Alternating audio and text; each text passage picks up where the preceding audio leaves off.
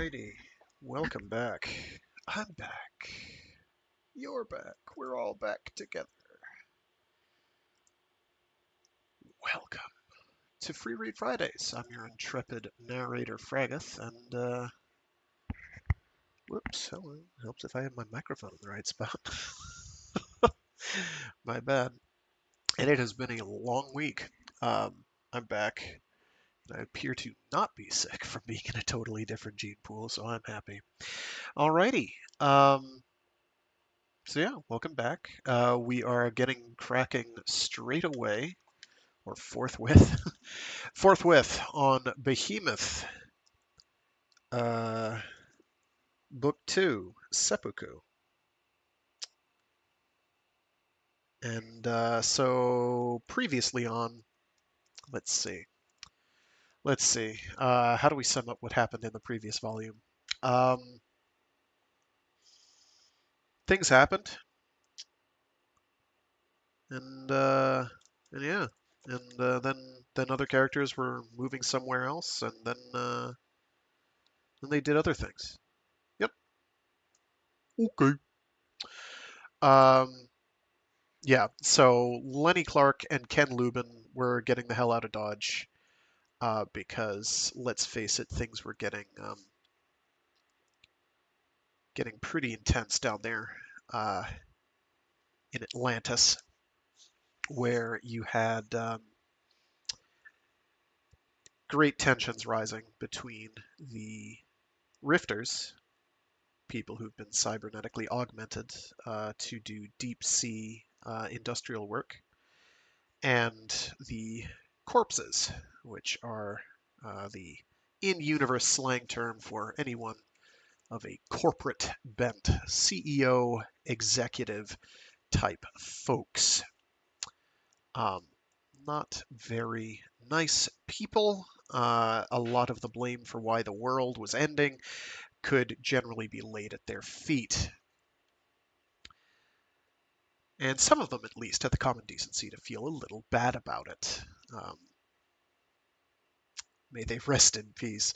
So things were getting pretty intense. And so Lenie Clarke and Ken Lubin are like, well, it looks like people from outside of our little bubble, series of bubbles really, uh, may have found us. And if they found us, that's a huge problem because they will kill all of us, not just the corporate executives.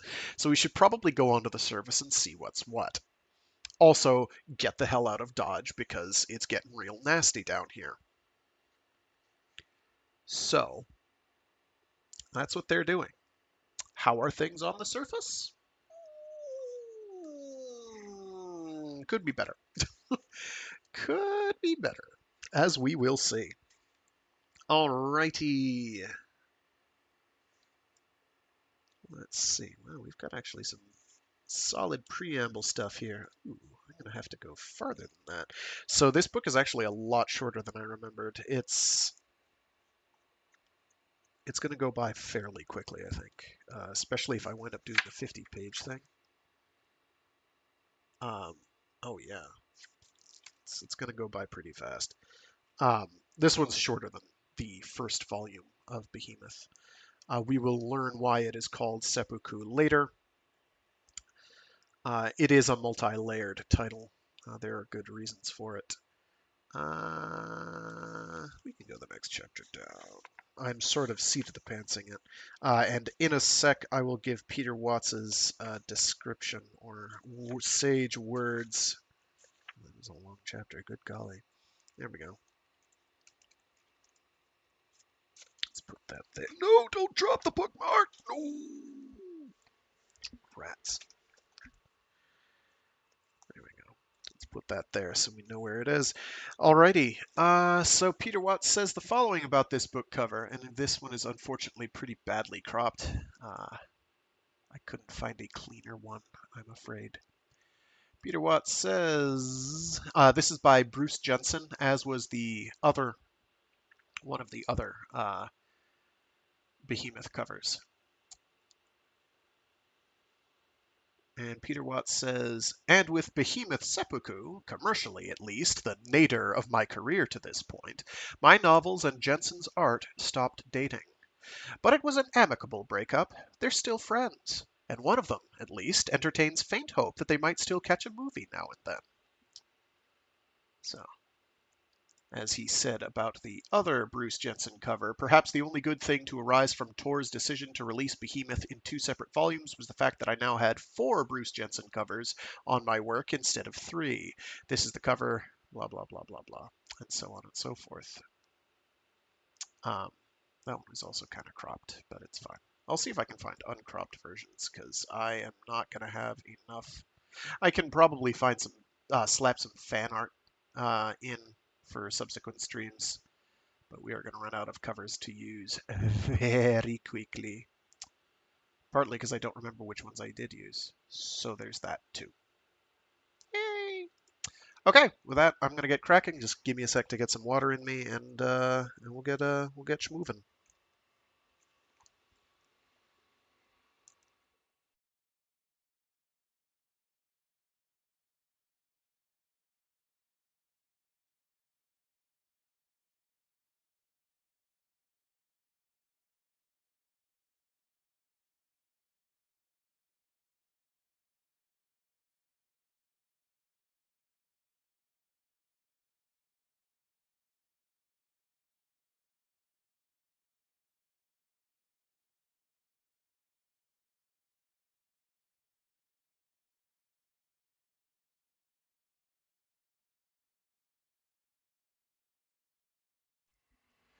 Behemoth, Seppuku, by Peter Watts.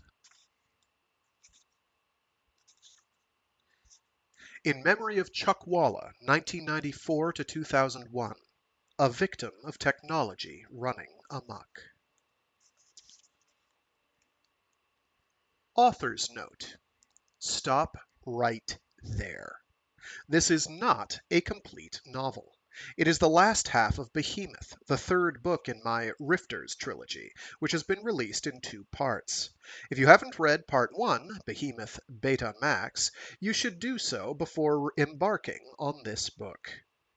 Behemoth Beta Max also contains an author's note explaining the reasons for this 2-part release. The short version is, it's an unavoidable consequence of recent changes in the North American publishing industry. The shorter version is, it's not my fault.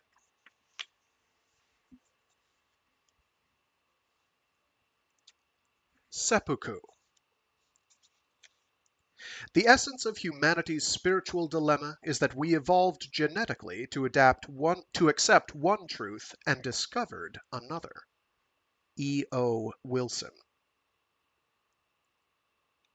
I would gladly lay down my life for 2 brothers or 8 cousins.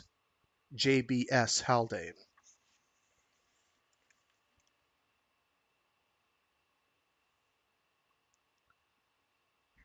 Dune. Phocena, I believe that's how that's pronounced. Phocoena. It could be Phokina as well. I'm pretty sure it's a long E sound. Phocena runs silent out of Atlantis, threading between peaks and canyons that cover and impede her progress in equal measure. Their course is a schizoid amalgam of conflicting priorities, the need for speed scraping incompatibly against the drive to survive. To Lenie Clarke, it seems as though their compass bearing at any given moment could be the work of a random number generator, but over time the net vector resolves to southwest. At some point, Lubin decides that they're safely out of the neighborhood. Haste becomes the better part of discretion. Phocena climbs into open water. She skims west down the slopes of the mid-Atlantic ridge, occasionally twisting this way or that to avoid moguls the size of orbital lifters. Mountains give way to foothills, foothills to a vast, endless expanse of mud. Clarke sees none of it through the ports, of course. Lubin hasn't bothered to turn on the outside lights, but the topography scrolls past on the nav panel in a garish, depth-synced spectrum. Jagged red peaks, so high that their tips almost rise above the darkness, lie well out of range behind them. Transitional slopes, segueing indiscernibly from yellow to green, fade to stern. The abyssal plain flows beneath them like an endless blue carpet, hypnotic and restful. For long, merciful hours there is no virulent microbe to track, no betrayal to withstand, no desperate battle to fight. There is nothing to do but dwell on the microcosm receding behind them, on friends and foes brought finally into war-weary alignment, not through negotiation or reconciliation, but through the sudden imminence of the greater threat, the threat from outside. The threat Focina races toward even now. Perhaps not such a blessing after all, this interlude. Eventually, the seabed rises before them into a great color-banded escarpment swelling across the screen. There's a gap in the wall ahead, a great underwater canyon splitting the Scotian conshelf like God's own ice pick. Nav lists it as the Gully. Clarke remembers that name. It's got one of the biggest shortstop arrays this side of Fundy. Lubin indulges her, edges a few degrees off course to intersect one of the colossal structures halfway up the canyon's throat. He flashes the forward floods as they drift past. The sea mill looms huge in the beams, the visible arc of its perimeter so slight that Clarke could have taken it for a straight line. One of its great blades passes above them, its base and its tip lost in darkness to either side. It barely moves. There was a time when this was the competition. Not so long ago, the currents of the gully produced almost as many joules per second as a good-sized geothermal plant. Then the climate changed, and the currents with it. Now the array is nothing but a tourist stop for amphibious cyborgs, weightless derelicts slumbering in the long dark. That's us, Clarke reflects as they pass. For just this one moment, she and Lubin are weightless too, poised precisely between two gravitational fields. Behind them, Atlantis, the failed refuge. Ahead, the world they've been hiding from. 5 years since she's been ashore. Back then, the apocalypse was just getting underway. Who knows how wild the party's grown by now? They've learned a few things. Broad strokes, dark rumors, bits and pieces filtered from that fraying patch of the telecom spectrum that spans the Atlantic. All of North America is quarantined. The rest of the world bickers over whether to put it out of its misery or simply let it die on its own. Most still fight to keep Behemoth at bay. Others have embraced that doomsday microbe, have seemingly embraced Armageddon itself. Clarke isn't quite sure what to make of that. Some death wish buried in the collective unconscious, perhaps. Or maybe just the grim satisfaction that even the doomed and downtrodden can take in payback. Oh. Or maybe just the grim satisfaction that even the doomed and downtrodden can take in payback. Death is not always defeat. Sometimes it is the chance to die with your teeth buried in your oppressor's throat. There is much dying back on the surface. There is much baring of teeth. Lenie Clarke does not know their reasons. She knows only that some of them act in her name. She knows only that their numbers are growing.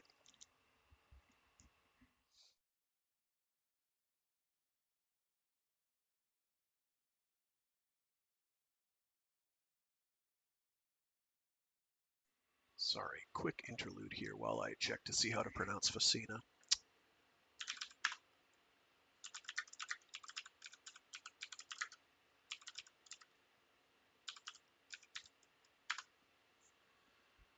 I love a parade.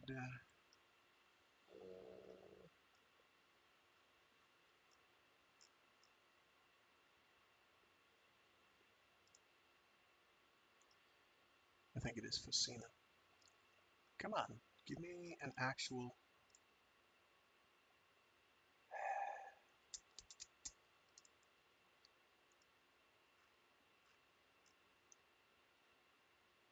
Yes, it's Focina. Very good.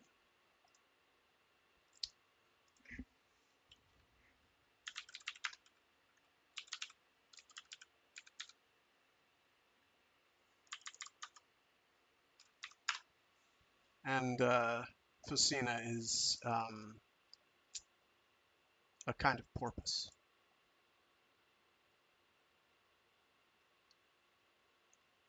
End of your pronunciation there. Yeah, it's Focina. Very good. Okay. Sorry about that. Sometimes we have a quick little interlude. While I panic, she dozes.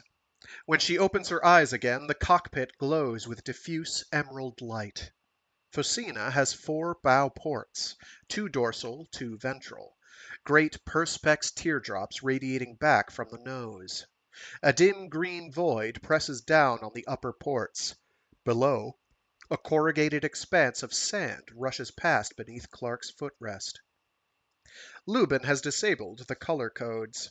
On nav, Focina rises up a gentle monochrome slope.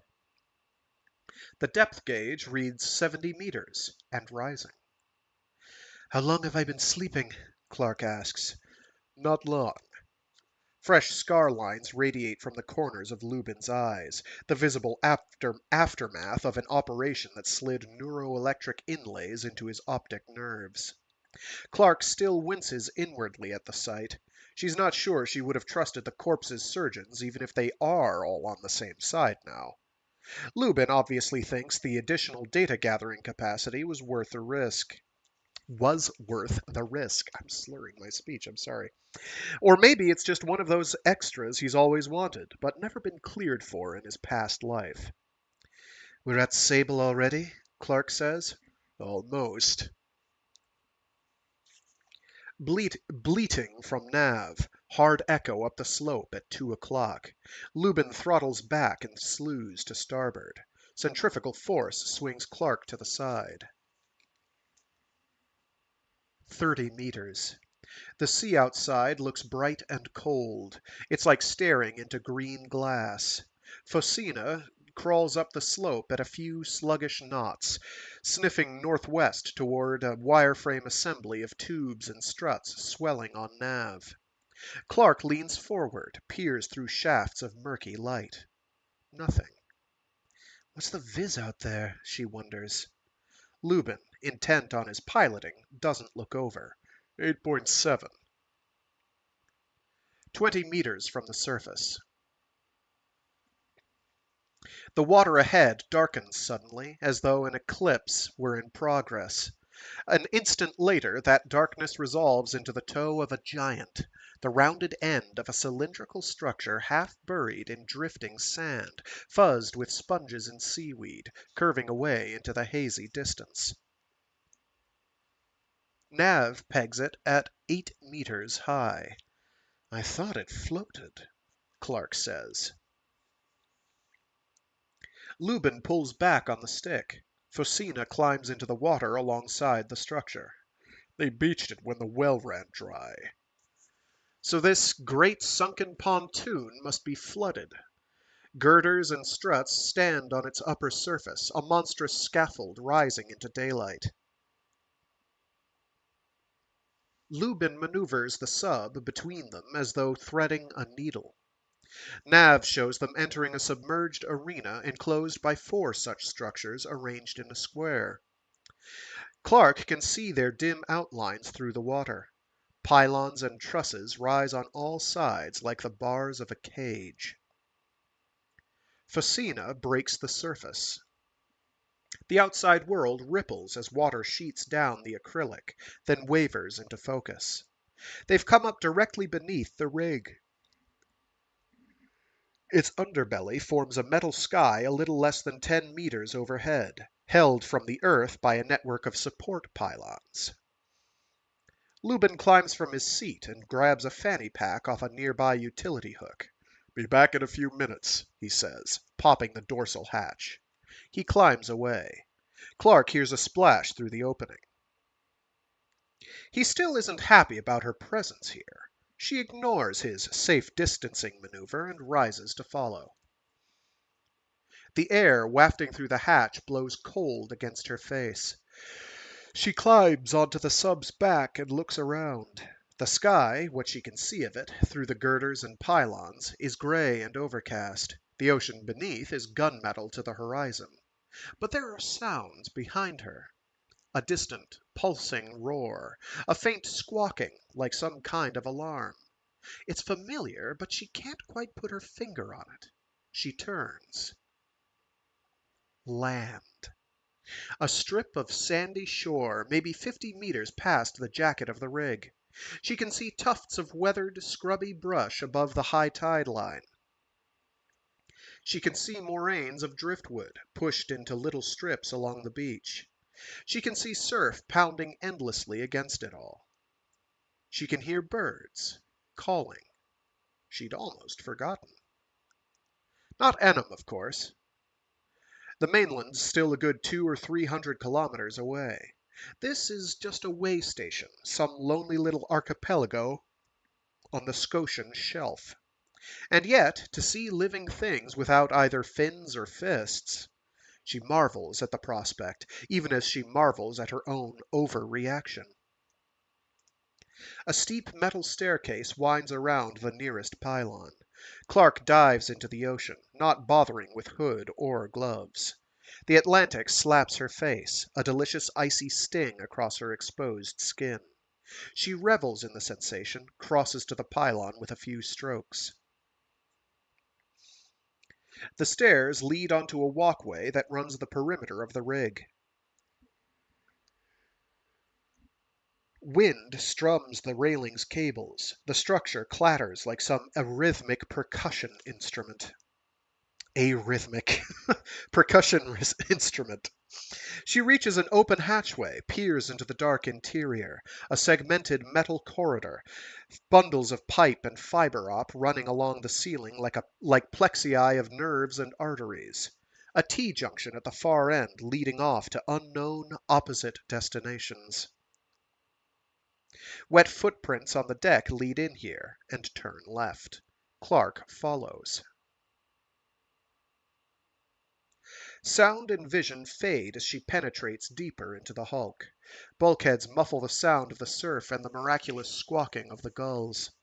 Her enhanced vision fares better. The overcast ambiance from outside follows her. It's ambience. It could be ambiance.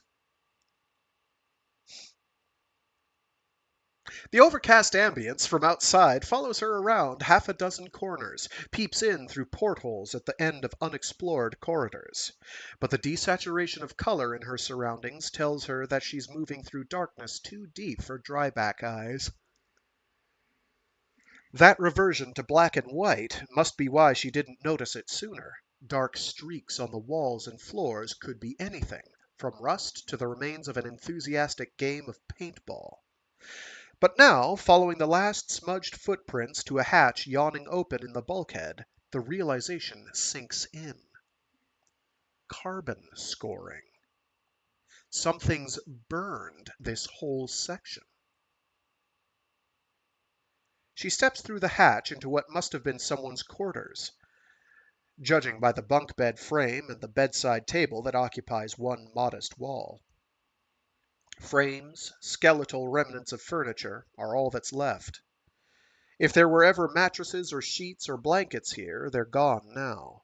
Every surface is coated in dark, greasy soot.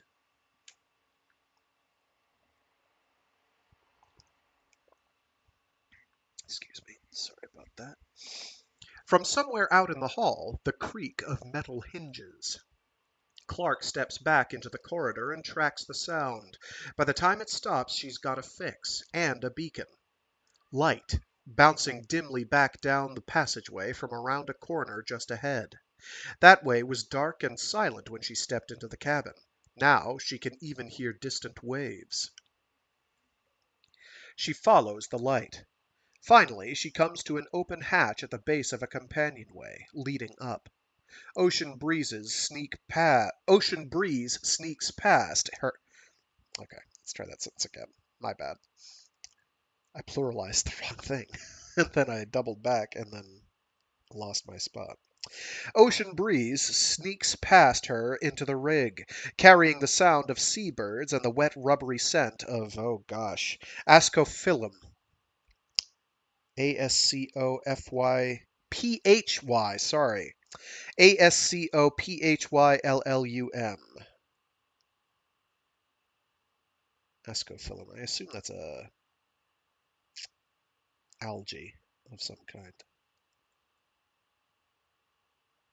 For a moment she's taken aback. The light pours down from the head of the stairs, easily bright enough to bring color back into the world, and yet the walls are still... Oh. The polymer around the lip of the hatch has bubbled and burned. All that remains are lumpy, flaking clots of carbon. Clarke pulls experimentally at the wheel. The hatch scarcely moves, screeching softly against the deposits caking its hinges. She rises into daylight and devastation. It's a small rig, as such things were measured. Nowhere near the city-sized monstrosities that once crowded the ocean hereabouts. Perhaps, by the time it was built, oil was already falling out of fashion.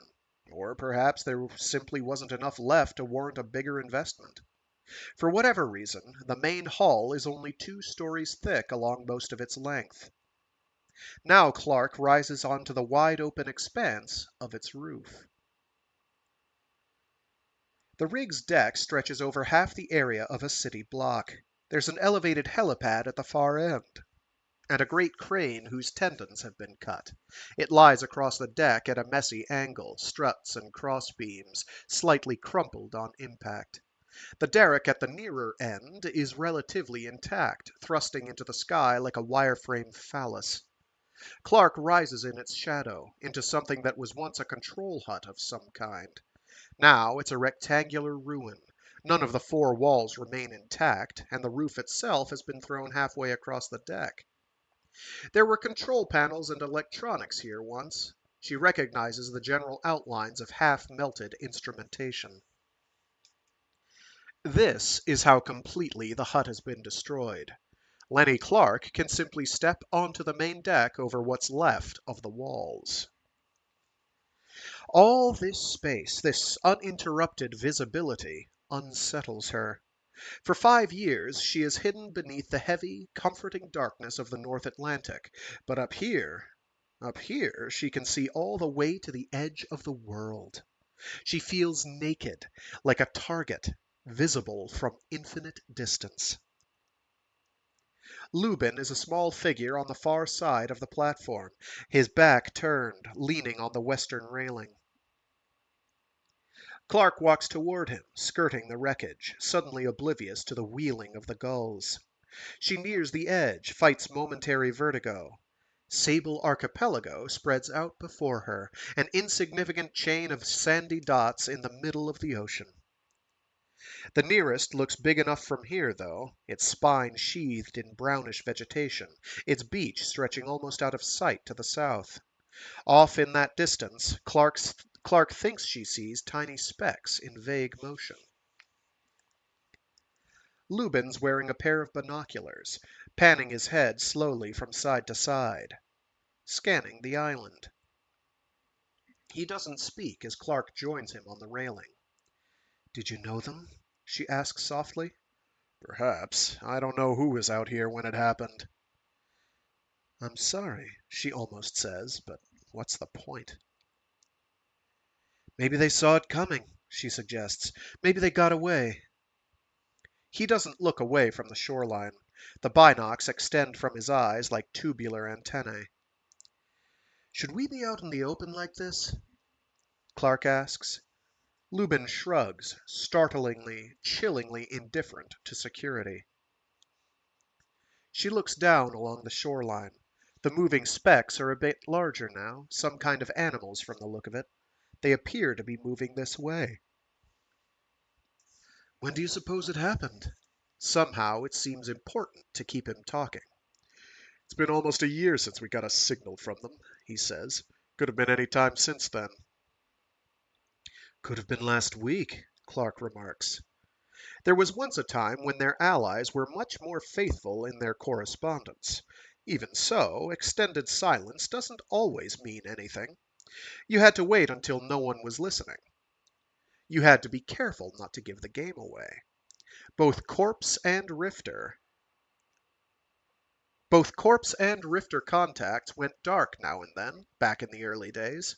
Even now, after a year of silence, it's not unreasonable to keep hoping for news someday. Any day. Except now, of course. Except from here. 2 months ago, Lubin says. At least. She doesn't ask how he knows. She follows his magnified gaze back to shore. Oh my God. They're horses, she whispers, amazed. Wild horses. Holy shit. The animals are close enough now to be unmistakable. An image comes to her, unbidden. Alex in her seafloor prison. Alex saying, "This is the best place I could possibly be." Clarke wonders what she'd say now, seeing these wild things. On second thought, it probably wouldn't impress her. She was a corpse kid, after all. She'd probably toured the world a dozen times before she was 8. Maybe even had a horse of her own.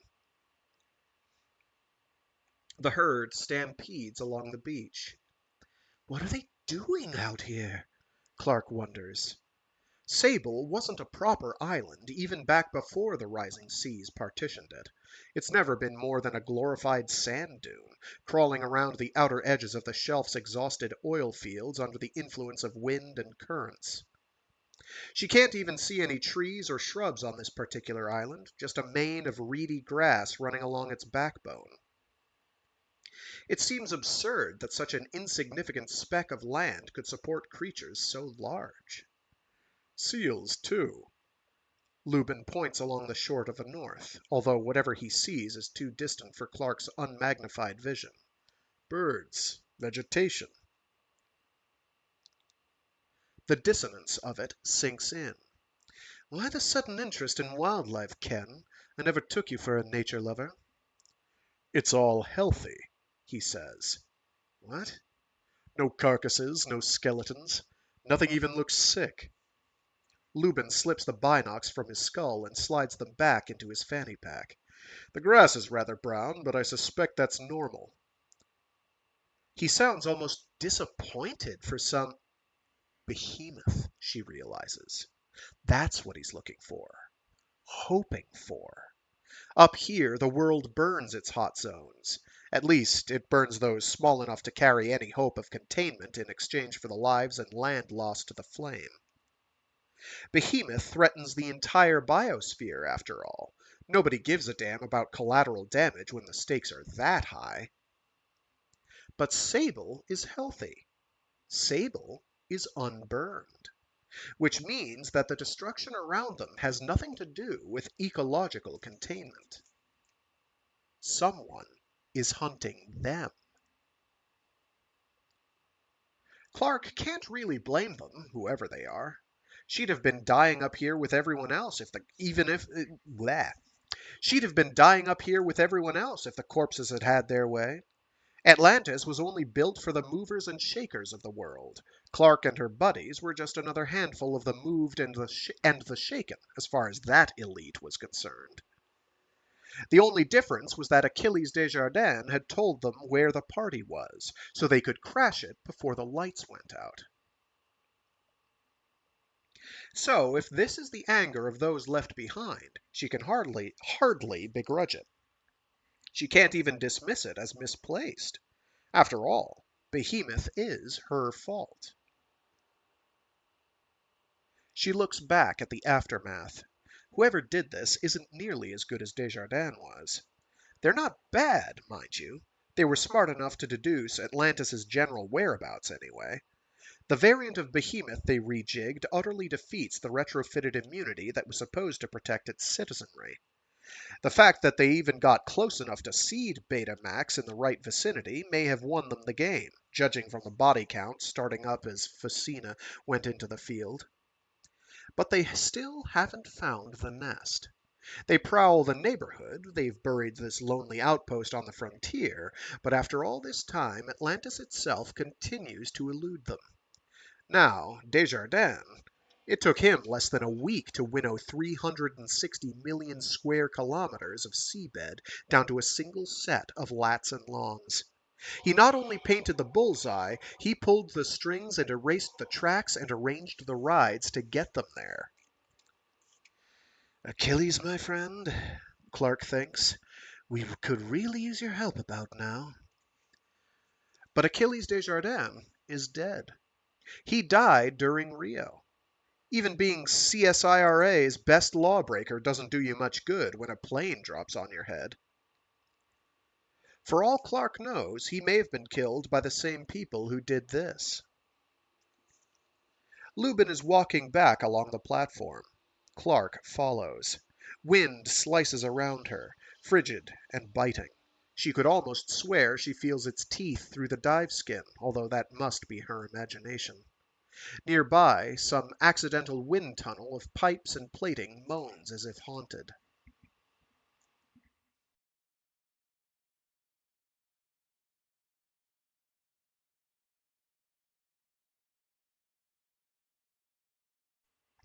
What month is it? She asks aloud. June. Lubin's heading for the helipad. It seems a lot colder than it should be. Maybe this is what passes for balmy since the Gulf Stream shut down. Clarke's never been able to wrap her head around that paradox, that global warming should somehow have turned Eastern Europe into Siberia. Metal stairs lead up to the pad, but Lubin, reaching them, doesn't climb. He steps behind them and drops to one knee, intent on the underside of the frame. Clarke bends down at his side. She sees nothing but scraped, painted metal. Lubin sighs. You should go back, he says. Not a chance. Past this point, I won't be able to return you. I can afford a 46-hour delay more than I can afford someone slowing me down once we get to the mainland. We've been over this, Ken. What makes you think I'm going to be any easier to convince now?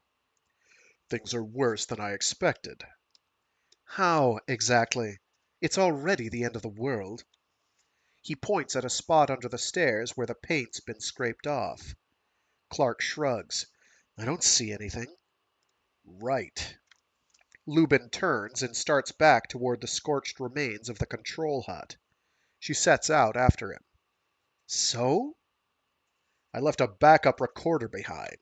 Looked like a rivet. He brings his hand out, holds thumb and forefinger close together, almost touching for scale. Even painted it over. I would never have been able to find it. The forefinger extends. Lubin's pointing hand describes an imaginary line between hut and staircase. Nice short line of sight to minimize power consumption. Omnidirectional broadcast impossible to backtrack. Enough memory for a week's worth of routine chatter, plus anything they might have sent our way. That's not much, Clarke remarks. It wasn't a long-term record. When it ran out of new memory, it overwrote the old. A black box, then. A moving record of the recent past. So you were expecting something like this, she surmises. I was expecting that if something happened, I'd at least be able to retrieve some kind of log. I wasn't expecting to lose the recorder. I was the only one who knew it was there. They've returned to the radio shack. The blackened door frame still stands, an absurd rectangle rising from the rubble.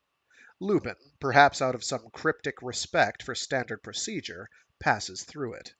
Clarke simply steps over the knee-high tatters of the nearest wall. Something snaps and cracks around her ankle. She looks down. Her foot is imprisoned in a blackened human rib cage, her leg emerging from a shattered hole where the sternum used to be. She can feel the knobs and projections of the spine underfoot, brittle and crumbling under the slightest weight. If there's a skull, or arms, or legs, they must be buried in the surrounding rubble. Lubin watches while she pulls her foot from the remains. Something glitters behind his eye caps. "Whoever's behind this," he says, "is smarter than me." His face isn't really expressionless. It just looks that way to the uninitiated. But Lenie Clarke has learned to read him, after a fashion, and Lubin doesn't look worried or upset to her. He looks excited. She nods, undeterred. "So you need all the help you can get." She follows him down.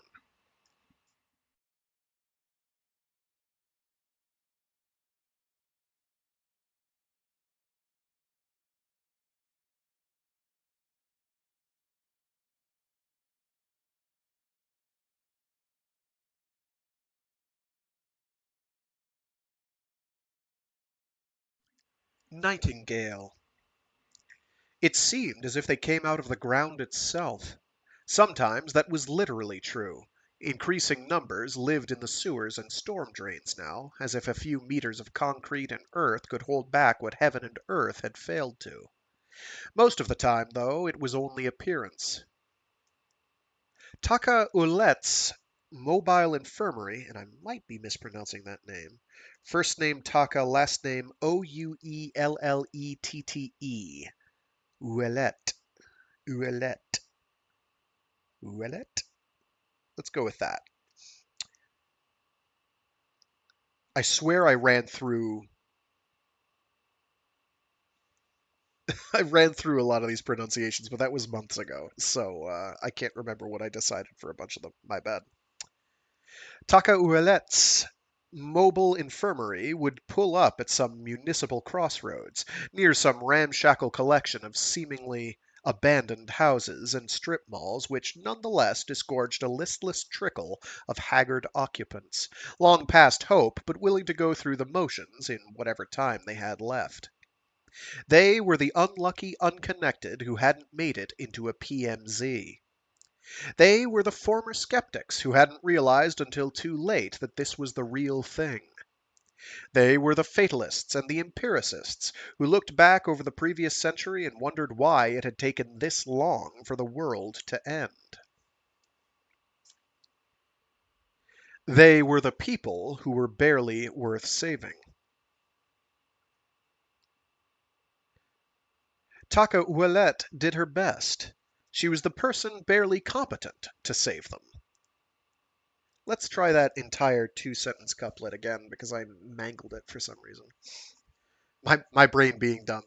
Incidentally, hi to everybody who's tuned in. I do see your text, your posts. I just haven't commented yet. My bad. They were the people barely worth saving. Takawelette did her best. She was the person barely competent to save them. She was the person barely competent to save them? Whatever.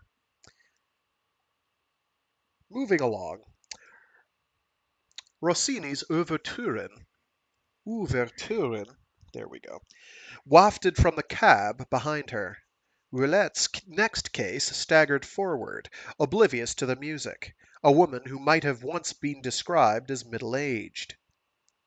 Loose-skinned, stiff-limbed, legs moving on some semi-functional autopilot. One of them nearly buckled as she approached, sent the whole sad body lurching to one side. Roulette reached out, but the woman caught herself at the last moment, kept upright more through accident than effort. Both cheeks were swollen, bruised pillows. Her rheumy eyes, rheumy, bleh, her rheumy eyes, rheum. I'm having a hard time today. I don't know what's going on. My bad. Sorry, folks.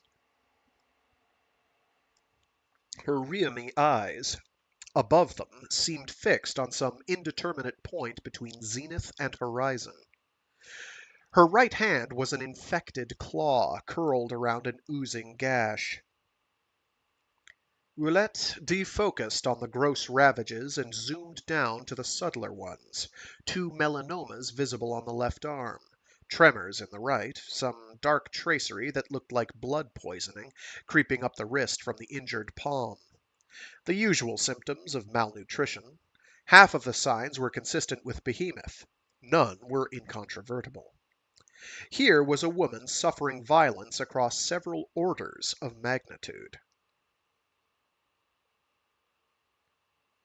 Ouellette tried on a professional smile, although the fit had never been a good one. "Let's see if we can't get you fixed up." "That's okay," said the woman, star-gazing. Ouellette tried to guide her toward the van with one gloved hand. Not that she needed the gloves, of course, but these days it wasn't wise to remind people of such things. The woman jerked away at her touch. "That's okay. That's okay," staggered against some invisible wall, and stumbled off, locked on heaven, oblivious to earth. "That's okay." Ouellette let her go. The next patient wasn't conscious and wouldn't have been able to move if he had been. He arrived on a makeshift stretcher, an oozing jigsaw of lesions and twitches, short-circuiting nerves and organs that hadn't bothered waiting for the heart to give out before starting to rot. The sickly sweet smell of fermented urine and feces hung around him like a shroud. His kidneys and his liver were in a race to kill him first. She couldn't lay odds on the winner. A man and two children of indeterminate sex had dragged this breathing corpse before her. Their own faces and hands were uncovered, in oblivion or defiance of the half-assed protective measures promoted by endless public service announcements. She shook her head. "I'm sorry. It's end stage."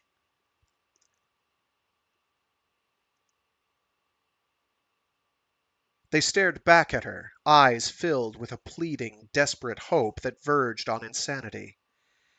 "I can kill him for you," she whispered. "I can cremate him. That's all I can do." Still they didn't move. "Oh, Dave, thank God you died before it came to this." "Do you understand?" she said. "I can't save him." That was nothing new. When it came to Behemoth, she wasn't saving anybody.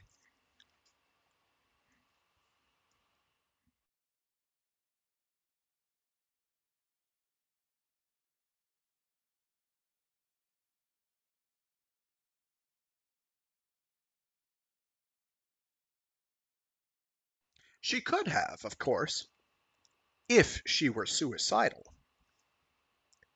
Protection against Behemoth came packaged in a painstaking and complex series of genetic retrofits, an assembly line that took days.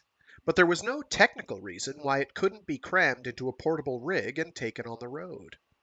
A few people had done that very thing not so long ago. They'd been torn limb from limb by hordes too desperate to wait in line, who didn't trust that supply would exceed demand if they'd only be patient a little while longer. By now, those places that offered a real cure were all fortresses built to withstand the desperation of mobs, built to enforce the necessary patience. Farther from those epicenters, Taka and her kind could walk among the sick without fear of sickness, but it would have been a death sentence to offer a cure so far from backup. The most she could do here was bestow quick and dirty retrovirals, half-assed tweaks that might allow some to survive the wait for a real cure. All she could risk was to slow the process of dying. She didn't complain. In more complacent times, she knew, she might not have been trusted to do even that much. That hardly made her unique. 50% of all medical personnel graduate in the bottom half of their class. It didn't matter nearly as much as it once had. Even now, though, there was a hierarchy. The Ivy Leaguers, the Nobel laureates, the meat czarts. It's like Mozart, but with meat instead of mo. Meatzarts. Meatzarts. Thank you. Thank you, Peter Watts, for your lingo. The Ivy Leaguers, the Nobel laureates, the Meatzarts, those had long since ascended into heaven on CSIRA's wings. There they worked in remote luxury, every cutting-edge resource within easy reach, intent on saving what remained of the world. One tier down were the betas, the solid, reliable splice and dicers, the gel jocks. No award winners here, but no great backlog of malpractice suits either. They labored in the castles that had accreted around every source of frontline salvation. The assembly line wound through those fortifications like a perverse GI tract. The sick and the dying were swallowed at one end, passed through loops and coils of machinery that stabbed and sampled and doused them with the opposite of digestive enzymes, genes and chemicals that soaked the liquefying flesh to make it whole again. Let's try that long buggering sentence all over again. The sick and the dying were swallowed at one end, passed through loops and coils of machinery that stabbed and sampled and doused them with the opposite of digestive enzymes, genes and chemicals that soaked the liquefying flesh to make it whole again. It's a hell of a run-on sentence. Watts doesn't tend to do run-on sentences. He can do some long ones, though. Oh, shoot. I knew I forgot something. So for all the other Rifters stuff, I have posted a link in the stream description for where you can read it for free online off of Peter Watts's website, or download it as a PDF even. Um, I forgot that in the stream description on this one. Suffice it to say, you can check out any of the other ones and get it in there. I'll do that for all the future ones. My bad. Sorry, folks. I knew I forgot something. Where were we? The passage through Salvation's bowels was an arduous one, 8 days from ingestion to defecation. The line was long, but not wide. Economies of scale were hard to come by in the post-corporate landscape. Only a fraction of the afflicted would ever be immunized. But those lucky few owed their lives to the solid, unremarkable worker bees of the second tier. And then there was Taka Ouellette, who could barely remember a time when she'd been a member of that hive. If it hadn't been for that one piece of decontamination protocol, carelessly applied, she might still be working in the line in Boston. If not for that small slip, Dave and Chris might still be alive. There was really no way of knowing for sure.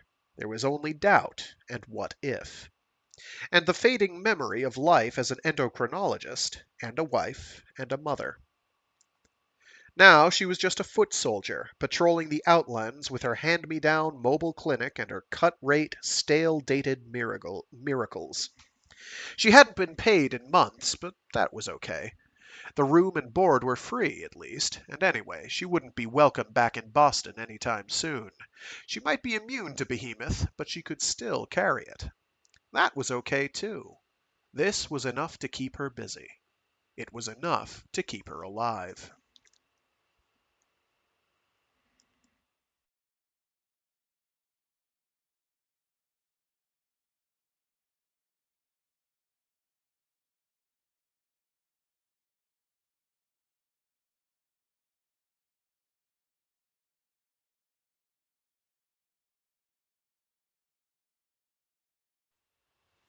Finally, silently, the breathing corpse had been withdrawn from competition. Subsequent contenders hadn't rubbed her nose quite so deeply in her own ineffectuality. For the past few hours, she'd been treating more tumors than plague victims. That was unusual, this far from a PMZ. Still, cancers could be excised. It was simple work, drone work, the kind of work she was good for. So here she was, handing out RAF-1 angiogenesis blockers and retroviri in a blighted, wilting landscape where DNA itself was on the way out. There was some green out there, if you looked hard enough. It was springtime, after all. Behemoth always died back a bit during the winter, gave the old tenants a chance to sprout and bloom each new year before coming back to throttle the competition. And Maine was about as far as you could get from the initial Pacific incursion without getting your feet wet. Go any farther, and you'd need a boat and a really good scrambler to keep the missiles off your back. These days, of course, keeping to land was no longer any guarantee that the Eurafricans wouldn't be shooting at you. There'd been a time when they'd only shot at targets trying to cross the pond, but given a half dozen landside missiles attacks since Easter, they were obviously itching for more effective containment. It was a wonder that the whole seaboard hadn't been slagged to glass by now. If the dispatches could be believed, Enum's defenses were still keeping the worst of it back. Still, the defenses wouldn't hold forever. Rossini surrendered to Handel. Willette's lineup was growing. Perhaps 3 people accumulated for every 2 she processed. Nothing to worry about yet. Nothing to worry about yet. There was a critical mass, some threshold of personal responsibility below which crowds almost never got ugly. These ones didn't look like they had the strength to go bad even if they'd been motivated to. At least the farms had stopped charging for the meds she dispensed. They hadn't wanted to, of course. Hey, did anyone think the R&D for all these magic potions had been free? In the end, though, there hadn't been much choice. Even small crowds got really ugly when you demanded payment up front. A forearm the size of a tree trunk, disfigured by the usual maladies. The leprous silver tinge of stage 1 behemoth, a smattering of melanomas, and... Wait a second, that's odd. The swelling and redness were consistent with an infected insect bite, but the puncture marks... She looked up at the face above the arm. A leather-skinned man in his 50s looked back through eyes blotchy with burst capillaries. For a moment it seemed as though his very bulk was blotting out the light, but no, it was only dusk, creeping in overhead while she'd been otherwise occupied. "What did this?" she asked. Bug. He shook his head. Last week sometime. Itches like a bugger. But there's 4 holes. 2 bites? 2 sets of mandibles on a single bug? Had about 10 legs, too. Weird little bugger. Seen him around once or twice. Never got bit before, though. His red eyes squinted with sudden concern. Poisonous? Probably not. Taka probed the swelling. Her patient grimaced, but whatever had bitten him didn't seem to have left anything embedded. Not seriously, not if it happened last week. I can give you something for the infection. It's pretty minor, next to... Yeah, her patient said. Yeah, her patient said. She smeared a bit of antibiotic onto the swelling. I can give you a shot of antihistamines, she said apologetically, but the effects won't last. I'm afraid. If the itching gets too bad afterward, you could always piss on it. Piss on it? Topical urea is good for itching, Taka told him. She held up a loaded cuvette. He made the requisite blood offering. Now, if you just... I know the drill. A tunnel, a slightly squashed cylinder, big enough for a body, pierced the MI from one side to the other.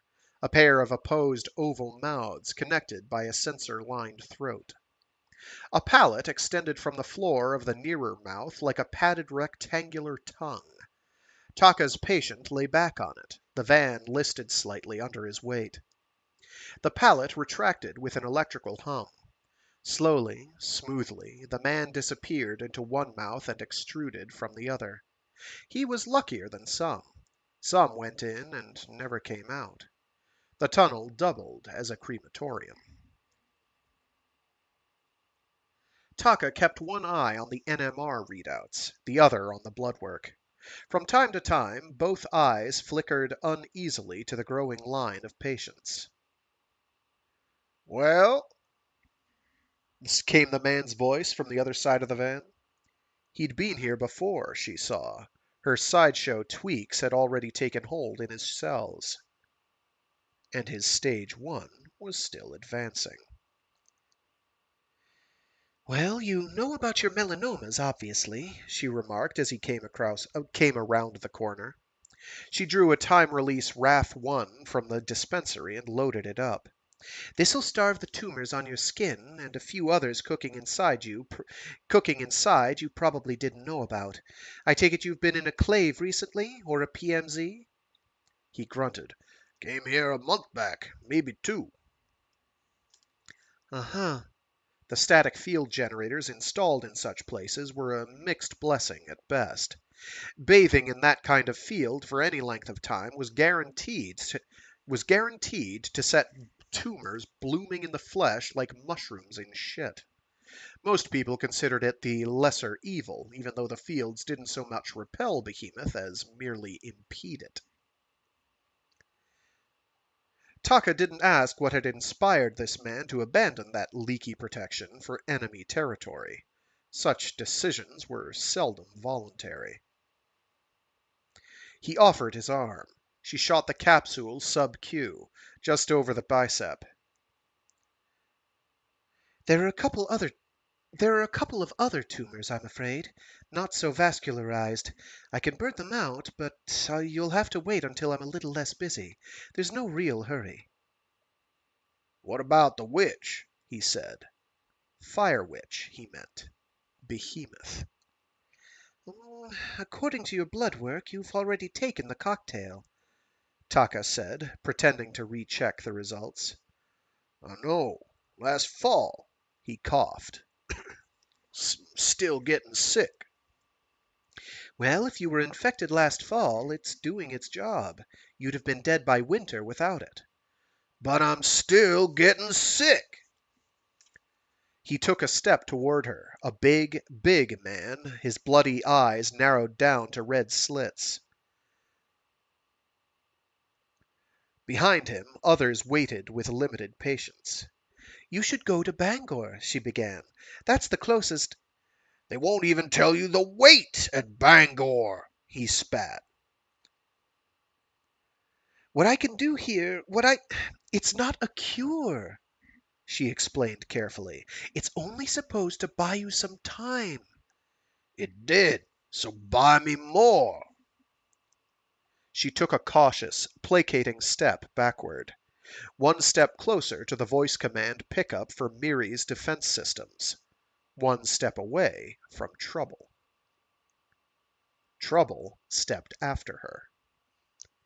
It doesn't work like that, Taka said softly. The resistance is already in your cells. Putting it in again won't do anything. I guarantee it. For a moment she thought he might back off. The words seemed to penetrate. The tension ebbed a bit from his posture. The lines around his eyes seemed to twist somehow, some less volatile mix of confusion and hurt replacing the fear and anger that had been there before.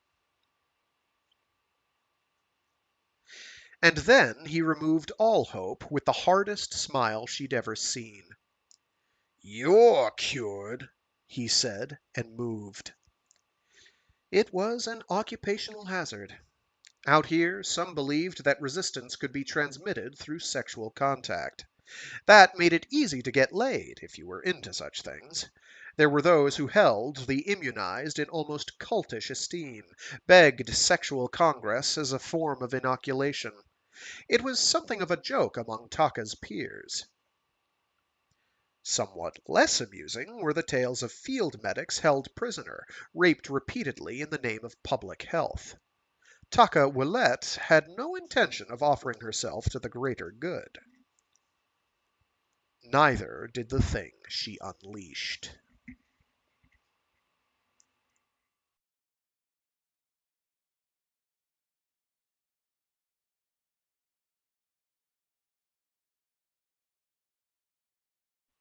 The password was Bagheera. Taka had no idea what it meant. It had come with the van and she'd never bothered to change it. The chain of events it was supposed to trigger stopped far short of total commitment. On hearing its master's call, the MI's defenses would snap to attention. All ports and orifices would slam shut and lock tight, with the exception of the cab door closest to the authorized operator. The weapons blister on Miri's roof, a sunken, mirrored hemisphere when at rest, would extend from its silo like a gleaming chrome phallus, high enough for a clear shot at anyone not flattened defensively against the sides of the vehicle itself. For any who might be, the chassis itself could come alive with high voltage electricity. Primary weaponry started with a tight beam infrasonic squawk box capable of voiding bowels and stomachs at 10 meters. Escalation would call on twin gimbaled 8,000-watt direct diode lasers, which could be tuned to perforate or merely blind. Non-projectile weapons were always favored because of the ammunition issue. However, to guard against the risk of laser-defeating mirrors and aerosols, ancillary projectile weapons were usually made available to the savvy field doctor. Taka's rig also fired darts primed with a conotoxin tweaked for 10-second respiratory paralysis. None of this was supposed to fire automatically. Bagheera should only have brought those systems into full alert, countered one threat with a greater one, and given any aggressor the chance to back off before anyone got hurt. There should have been no escalation absent Taka's explicit command. "Bagheera," she growled. The lasers cut loose. They didn't fire at the red-eyed man. They started slicing through the lineup behind him. Half a dozen people fell, bisected, cauterized, their troubles suddenly over. Others stared disbelieving at neat, smoking holes in their limbs and torsos. On the far side of a sudden barbecued jigsaw, brown grass burst into flame. Water music played on in the background without missing a beat. After a moment that seemed to go on forever, people remembered to scream.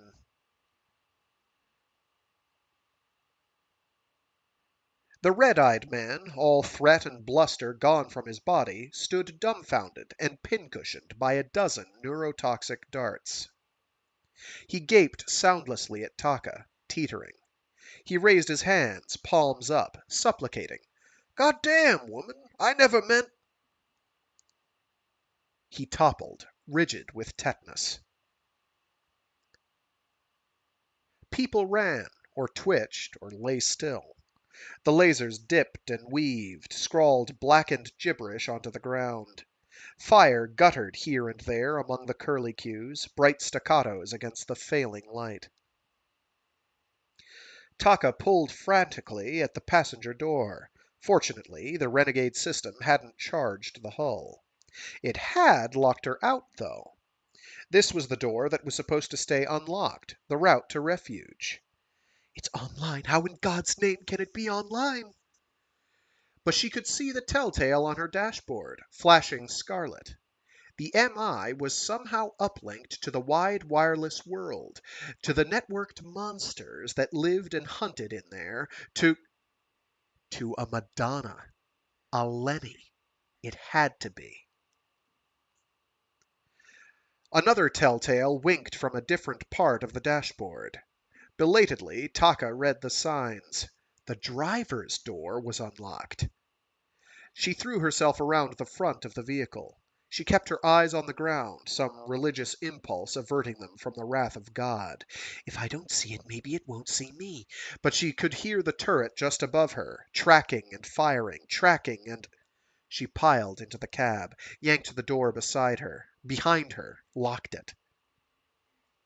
The cab's iPhones lay on the floor beside the seat. Beside was right below behind, so I decided to misread it the first time through. Sorry. A tiny aurora of light writhed across the deck from its oculars.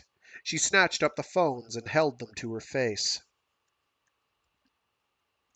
The Madonna's twisted face raged within an inset on the main display. There was no sound. Taka left the headset muted by default. Shit sucker. It got in through GPS. She always kept GPS offline when she wasn't traveling. Somehow the invader must have spoofed the system. She killed Nav. The screaming thing in the window went out. Overhead, the lasers ceased fire with a downshifting whine. Water music had ended sometime during the massacre. Tchaikovsky had stepped into the gap. Iolanta.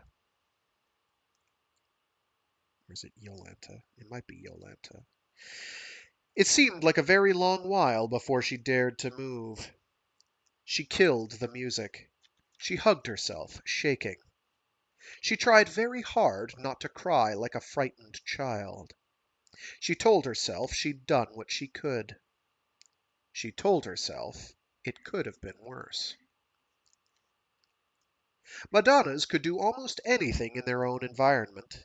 Cruising through the walls and the wires and the wavelengths of EnumNet, they could penetrate almost any system, subvert almost any safeguard, bring down almost any calamity upon the heads of people for whom disaster had long since become the status quo.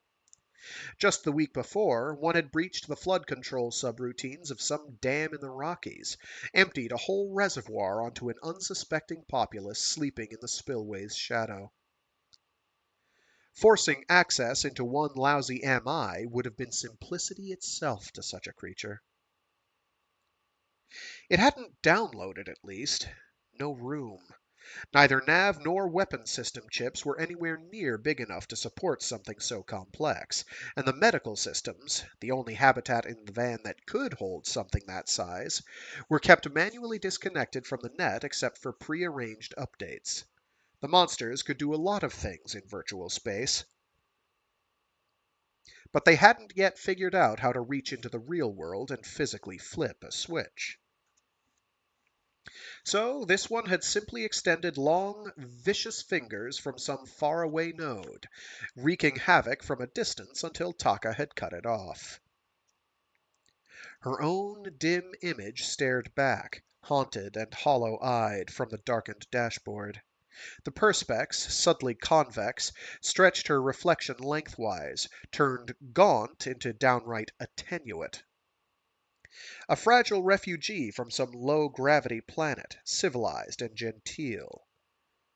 Banished to a hellish world where even your own armor turned against you. What if I...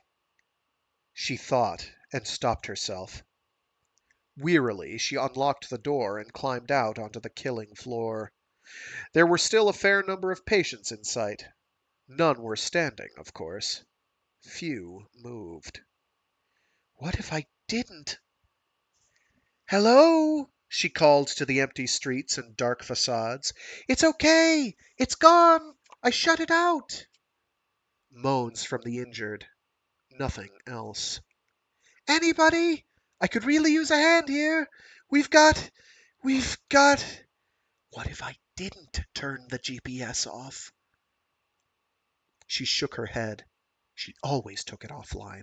She didn't specifically remember doing it this particular time, but you never remembered wrote stuff like that. Anybody? Maybe you fucked up. Wouldn't be the first time. Would it, Dave? It seemed so dark all of a sudden. She raised her eyes from the carnage. Twilight was bleeding away to the west. That was when she noticed the contrails.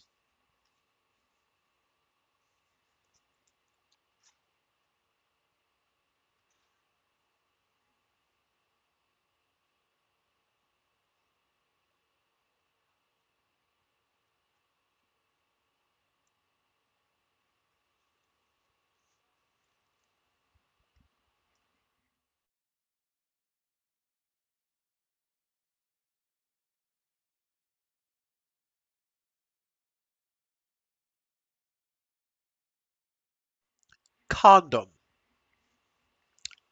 Condom. Condom. Facina's bulkheads are luminous with intelligence. The periscope feed delivers crisp, rich real times of the maritime nightscape, dark spiraling waves in the foreground, black fingers of dry land reaching into the view from either side. A jumble of bright buildings rises above the coastline in center screen, huddled together against the surrounding darkness. Boxy, unlit silhouettes to the south belie the remains of a whole other city south of the Narrows, abandoned in the course of some recent retreat. The city of Halifax, or rather, the besieged city-state that Halifax has evidently become. That naked-eye visual occupies the upper left quarter of the main panel. Beside it, a false color interpretation of the same view shows a Beside it, a false color interpretation of the same view shows a fuzzy, indistinct cloud enveloping the lit buildings. Clarke thinks of the mantle of a jellyfish, enclosing vital organs. The shroud is largely invisible to human eyes, even rifter ones. To Facina's spectrum-spanning senses, it looks like a blue haze of heat lightning. Static field ionization, Lubin says. A dome of electricity to keep airborne particles at bay. The seaward frontier is under guard. Not that Clarke ever expected to simply sneak into the harbor and pull up next to the local clam shack. She knew there'd be some kind of security in place. Lubin was expecting mines, so for the last 50 clicks, Facina had crawled toward the coast behind a couple of point drones zigzagging ahead, luring any countermeasures out of concealment. Those flushed a single burrower lying in wait. Awakened by the sound of approaching machinery, it shot from the mud and corkscrewed into the nearest drone with a harmless anticlimactic clunk. That lone dud was the only countermeasure they came across on the outer slope. Lubin figures that Halifax's subsurface defenses must have been used up fending off previous incursions. The fact that they haven't been replenished doesn't bode well for the mass production of industrial goods in the vicinity. So, against all expectations, they've cruised unchallenged all the way here, just outside Halifax Harbor, only to nearly run into this. Whatever this is. It's virtually invisible in the sub's lights. It's even less visible to sonar, which can barely pick it up even at point-blank range. A transparent, diaphanous membrane stretches from seabed to surface. The periscope shows a float line holding its upper edge several meters above the waves.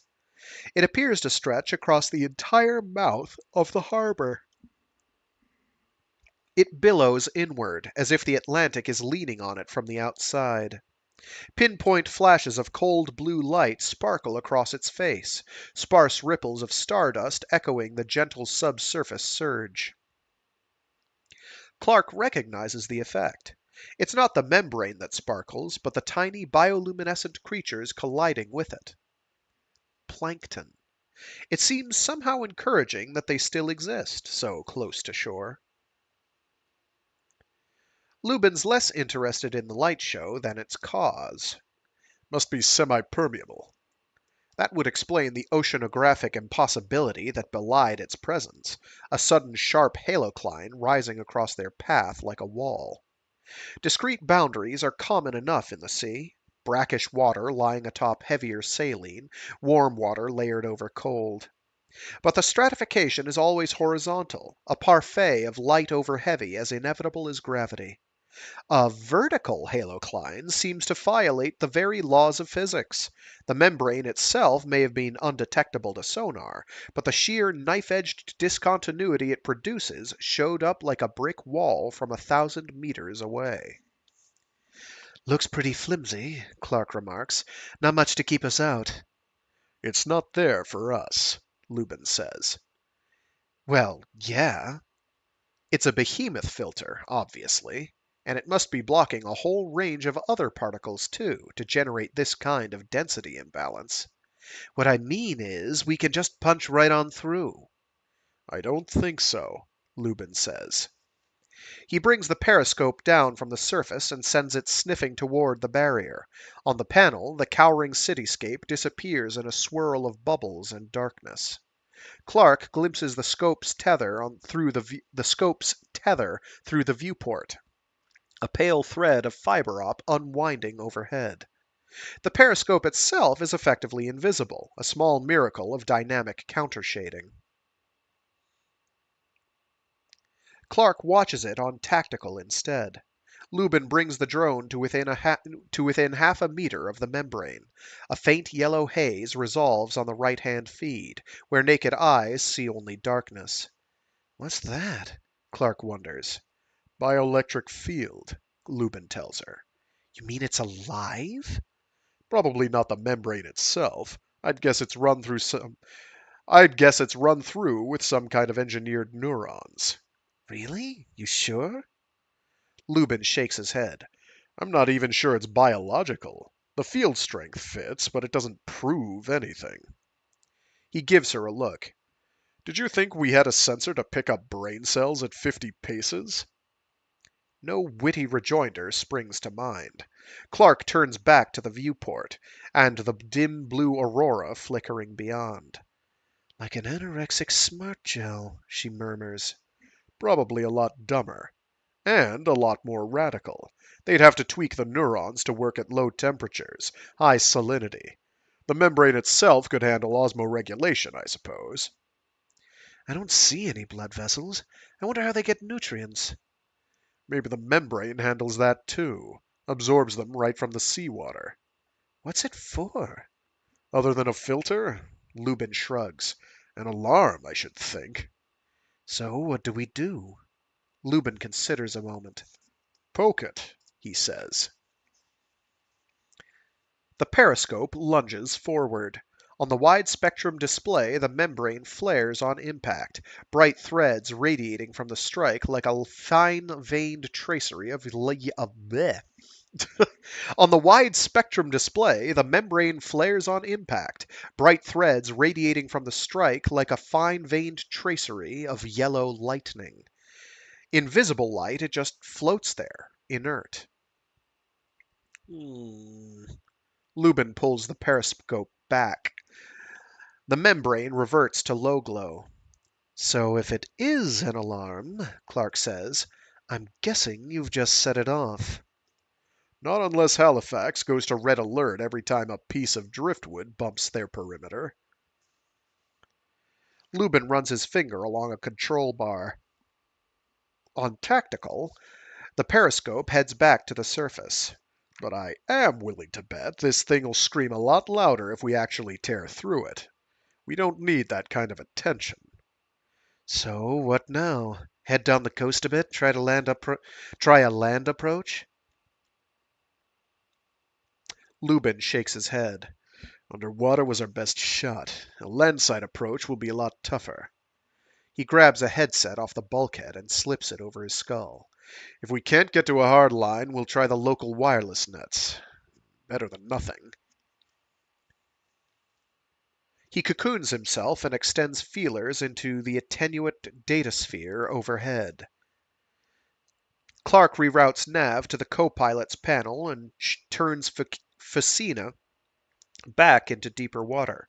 An extra click or so shouldn't interfere with Lubin's trawl, and there's something disquieting about being in such shallow water. It's like looking up to find the roof has crept down while you weren't looking. Lubin grunts. Got something. Clarke taps into Lubin's headset and splits the feed to her own panel. Most of the stream's incomprehensible. Numbers and statistics and acronyms scrolling past too quickly for her to read even if she could make sense of them. Either Lubin's dug beneath the usual user interfaces. Oh, sorry. Gosh. Either Lubin's dug beneath the usual user interfaces, or Maelstrom has become so impoverished in the past 5 years that it can't support advanced graphics anymore. But that can't be. The system has room enough for her own demonic alter egos, after all. Those are nothing if not graphic. So what's it saying? Clarke asks. Missile attack of some kind, down in Maine. They're sending lifters. She gives up and pulls the phones from her eyes. That could be our best way in, Lubin muses. Any vehicles Xira deploys will be operating out of a secure site with access to good intel. And you think the pilot would be willing to pick up a couple of hitchhikers in the middle of a contaminated zone? Lubin turns his head. Faint lightning flickers around the edges of his iPhones, ephemeral tattoos laid over the scars on his cheeks. If there is a pilot, he says, perhaps he'll be open to persuasion.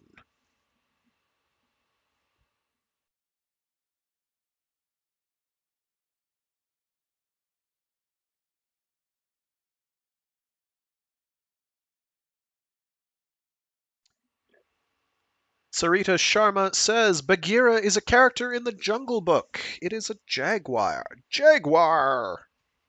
Jaguar! Jaguar. Jaguar. Yes. I knew it was a big cat. I couldn't remember that it was a jaguar. Not sure why that was chosen as the kill command or the activation command, but I guess Bagheera was kind of. It's been so long since I read the Jungle Book, though. It's been a very long time. I mean, not the Disney version. I should specify. At any rate,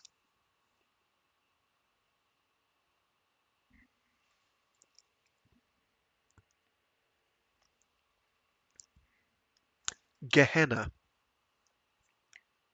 Taka Willette emerged into a nightscape of guttering flame. She drove at a crawl through a hot, dry snowfall, the windshield static field barely keeping the flakes from the glass. Ash flurried, white as talc in Miri's headlights, a fog of powdered earth and vegetation blinding her to the road ahead. She killed the lights, but infrared was even worse.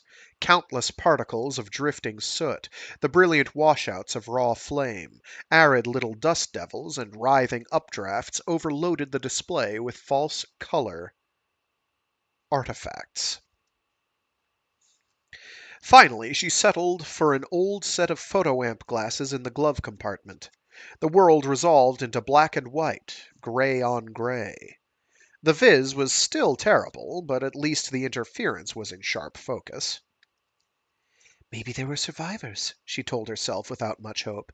Maybe the firestorm didn't reach that far. She was a good 10 kilometers from the spot where her MI had risen up and slaughtered the locals. There'd been no closer cover, no storm sewers or parkades more than a few levels deep, and if there'd been any hardened shelters nearby, her surviving patients wouldn't have been inclined to tell her about them. So she'd fled east while the contrails arced overhead, buried herself in a service tunnel attached to an abandoned tidal bore drilled in from Penobscot Bay. A few years ago, the shamans had promised that bore would keep the lights on from Portland to Eastport, world without end. But of course, the world had ended before the first turbine had even been installed. Now the tunnel did nothing but shield burrowing mammals from the short-term consequences of their own stupidity. 10 kilometers over 10 kilometers over buckled and debris-strewn roads that hadn't seen service since before Behemoth. It was nothing short of a miracle that Taka had made it to safely before the missiles had hit. Or it would have been if the missiles had actually caused any of the devastation through now. She was pretty sure they hadn't. In fact, she was pretty sure they'd never even touched the ground. The hill she was climbing crested 100 meters ahead. Fresh wreckage blocked her way halfway up that rise, the remains of some roadside building that had collapsed during the attack.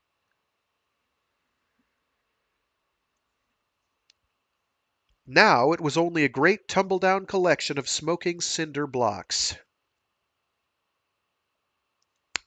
It's cinder blocks, Frag. I don't know why it's. I always mentally have that as one word, but it's separated as two here. Now it was only a great tumble-down collection of smoking cinder blocks. Not even Taka's eyeglasses could banish the shadows infesting that debris, all straight lines and sharp angles and dark, empty parallelograms. It was too steep for Miri's limited ground effectors. Willette left the van to its own devices and climbed around the wreckage. The bricks were still hot to the touch. Heat from the scorched earth penetrated the soles of her boots, a subtle warmth, unpleasant only by implication. On the uphill side of the debris she passed occasional objects which retained some crumbly semblance of human bones. She was breathing the dead.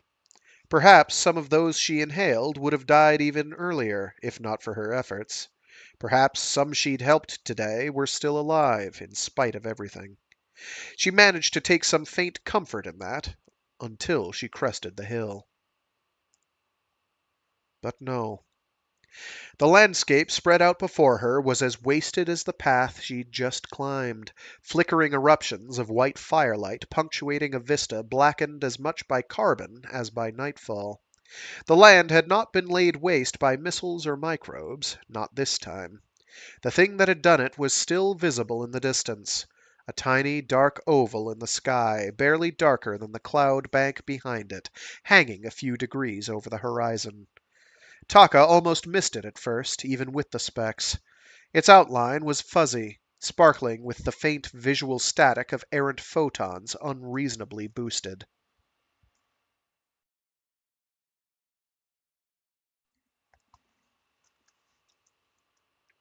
But the gouts of flame that poured from its belly in the next instant showed up clearly enough even to naked eyes. Not a missile, not a microbe. A lifter, scouring the distance as it had already scoured the foreground. And for all Taka Willette knew, she had been the one to bring it here. Oh, it wasn't dead certain. Wide-scale incendiary purges still happened under official pretext. There'd actually been a time when they were pretty routine, back in the early panic-stricken days when people thought they might actually be able to contain Behemoth if they just had the balls to take drastic steps. Those had scaled back when it had grown apparent that Enum was blowing its whole napalm reserve to no good effect, but they still happened sometimes in some of the wilder zones out west. It was even possible that such steps might have been undertaken without Xira bothering to extract their field personnel, although Taka doubted that even she would be left that far out of the loop. But not so far from here, not so long ago, she had let a monster escape into the real world. Floods and firestorms had seemed to follow in the wake of such breaches, and Taka had almost forgotten a time when she believed in coincidence. There'd be no shortage of proximate causes. Perhaps some rogue autopilot afflicted with faulty programming, tricked by a typographic error into burning the wrong part of the world. Or maybe a human pilot misled by garbled encryption, commands misheard through static and interference. None of those details mattered. Taka knew the bigger question. Who had tweaked any code that subverted the automatic pilot? What had garbled instructions heard by the flesh and blood one? She knew the answer, too. It would have been obvious to anyone who'd seen the monster in her iPhones a few hours before. There were no accidents. Noise was never random. And the machinery itself was malign. Here, staring out at a photo-amplified crematorium stretching to the very horizon, it was the only explanation that made sense. "You were a scientist once," she told herself. "You rejected incantations outright. You knew the truths that protected you from bias and woolly-mindedness, and you learned them all by heart. Correlation is not causation. Nothing is real until replicated. The mind sees order in noise. Trust only numbers." Incantations of another sort, perhaps. Not very effective ones. They hadn't, for all their familiarity, saved her from the creeping certainty that she'd called an evil spirit into her vehicle. She could rationalize the superstitious awe in her head, justify it even. Her training gave her more than enough tools for that. Spirit was only a word, a convenient label for a virulent software entity forged in the fast-forward Darwinian landscape that had once been called Internet. Taka knew how fast evolutionary changes could be wrought in a system where 100 generations passed in the blink of an eye. She remembered another time when electronic life forms, undesigned, unplanned, and unwanted, had grown so pestilential that the net itself had acquired the name Maelstrom. The things called Lenies, or Shredders, or Madonnas, like the gospel demons, their names were legion. They were simply exemplars of natural selection. Extremely successful exemplars. On the other side of the world, whole countries abased themselves in their names. Or in the name of the icon on which they were based, at least, some semi-mythical cult figure who'd risen to brief prominence on Behemoth's coattails. This was logic, not religion. So what if these things had power beyond imagining, yet no physical substance? So what if they lived in the wires and the wireless spaces between, and moved at the speed of their own electronic thoughts? Demon, spirit, shorthand, not superstition. Only metaphor, with more points of similarity than some. And yet, now Taka Willette saw mysterious lights flashing in the sky, and found her lips moving in altogether the wrong kind of incantation. Oh God, save us. She turned and headed downhill. She could probably get around the blockage, take some back road to continue on this way, but what was the point? It was a question of cost-benefit analysis, of lives saved per unit effort. That value would certainly be higher almost anywhere but here. The collapsed building loomed ahead of her on the road again, gray and colorless in the amplified light. The angular shadows looked different, more ominous from this angle.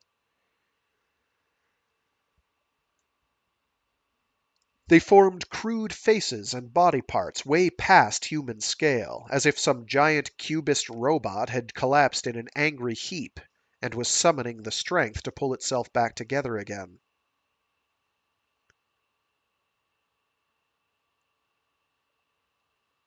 As she began to pick her way around the pile, one of the shadows detached itself and moved to block her path. Holy! Taka gasped. It was only a woman she saw now, and unarmed. These days you noticed such things almost instinctively, but her heart had been kicked instantly into fight/flight. Jesus, you scared me. Sorry, didn't mean to. The woman took another step clear of the debris. She was blonde, dressed entirely in some black skin-tight body stocking from neck to feet. Only her hands and head were exposed, pale disembodied pieces against the contrasting darkness. She was a few centimeters shorter than Taka herself. There was something about her eyes, too. They seemed too bright somehow. Probably an artifact of the specs, Taka decided. Light reflecting off the wetness of the cornea, perhaps. The woman jerked her chin back over her shoulder. That your ambulance? Mobile infirmary, yes. Taka glanced around the full 360. She saw no one else. Are you sick? A laugh, very soft. Isn't everyone? I mean, no, not yet. What is it about those eyes? It was hard to tell from this distance. The woman was 10 meters away, but it looked like she might be wearing nightshades. In which case she could see Taka Willette way better than Taka Willette could see her through these fratzing photo amps. People in the wildlands did not generally come so well equipped. Taka put her hands casually into her pockets. The act pushed her windbreaker away from the standard issue Kimber on her hip. Are you hungry? She asked. There's a cycler in the cab. The bricks taste like shit, but if you're desperate.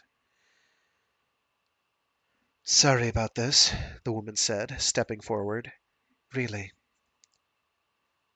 Her eyes were like blank, translucent balls of ice. Taka stepped back instinctively. Something blocked her from behind. She spun and stared into another pair of empty eyes, set in a face that seemed all scarred plains and chipped stone. She didn't reach for her gun. Somehow, he already had it. It's gene-locked, she said quickly. Hmm. He turned the weapon over in his hands. He wore the look of a professional appraiser. We apologize for the intrusion, he told her, almost absently, but we need you to disable the security on your vehicle. He did not look at her. We're not going to hurt you, the woman said from behind. Taka, unreassured, kept her eyes on the man holding her gun. Certainly not, he agreed, looking up at last. Not while there are more efficient alternatives.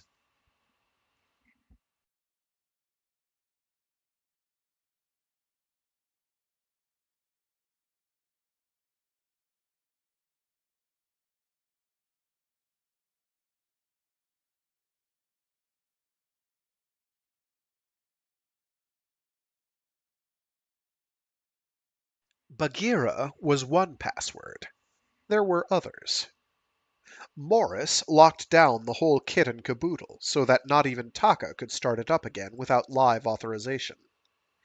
Pixel electrostabbed any passengers who didn't match her pheromone profile.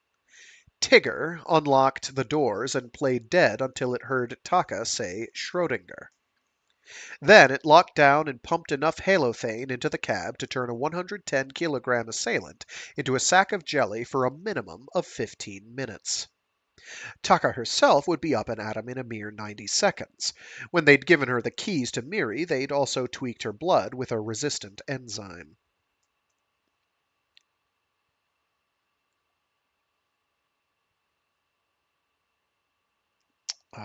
One cannot help but notice that all the passwords are of cats. I approve. I'm not sure I get Morris.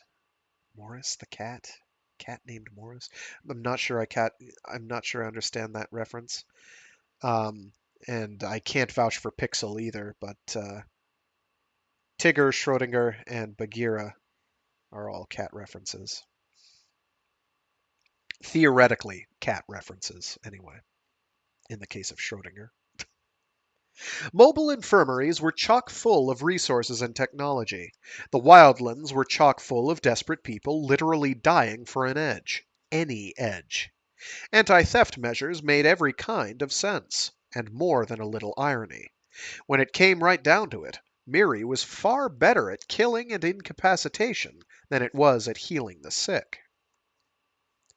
Now Taka stood beside the driver's door, white-eyed black bodies on either side. She ran through her options. Tigger, she said. Miri chirped and unlocked the door. The woman pulled the door open and climbed into the cab. Taka started to follow. A hand clapped down on her shoulder. Taka turned and faced her captor. It's gene-locked too. I'll have to reset it if you want to drive. We don't, he told her. Not yet. The board's dark, the woman said from behind the wheel. The hand on her shoulder tightened subtly, pressed forward. Taka felt herself guided to the cab. The other woman slid over into the passenger seat to give her room. Actually, the man said, I think we'll let the doctor here take the passenger seat. The hand pressed down. Taka ducked in through the driver's side, slid between the seat and the steering stick as the other woman left the cab through the passenger door. The woman grasped the edge of that door and started to push it shut. No, said the man very distinctly. The woman froze. He was behind the wheel now. His hand hadn't come off Taka's shoulder for an instant. One of us stays outside the cab at all times, he told his partner, and we leave both doors open. His partner nodded. He took his hand off Taka's shoulder and looked at the dark, unhelpful face of the dash. Bring it online, he said. Touch only, no voice control. Do not start the engine. Taka stared back at him, unmoving. The blonde leaned in over her shoulder. "We weren't bullshitting you," she said quietly. "We really don't want to hurt you, unless there's no choice. I'm betting that's a pretty charitable attitude for these parts, so why are you pushing it?" These parts. So they were new in town. Not that this came as any great surprise. These two were the furthest thing from wildland refugees that Taka had seen in ages.